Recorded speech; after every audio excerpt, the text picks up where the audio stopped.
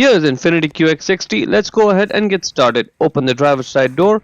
Right over there is a primary hood release lever. Pull it.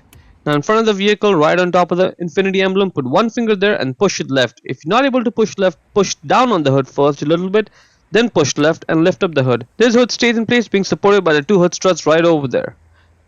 Now once the hood is open, that right there is where the engine air filter is. We need to undo two clips to access the filter. One and the second one right there.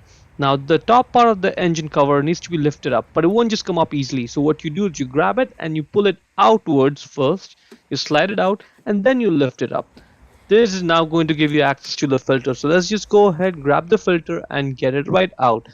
And out it comes. The top part of the filter is the clean side, the bottom side is the dirty side. So the way it works is outside air comes from the bottom, dirt gets trapped there, clean air from the top goes in the engine. Check the link in the description to buy the new one from Amazon for yourself.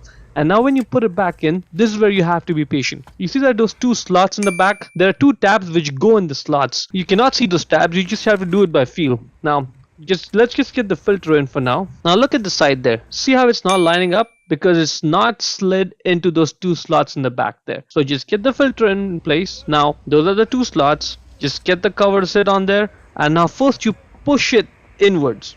Right? When we were taking it out, we were pulling it outwards. Now you push it inwards. So there's two tabs, slide into the two slots over there in the back. And you have to do this by feel, but when it does sit in properly, look on the side there. See how it's lining up over there? Good. Only when it does line up will you be able to put those two clips back on. So be patient, it may take you a few seconds, but that's it.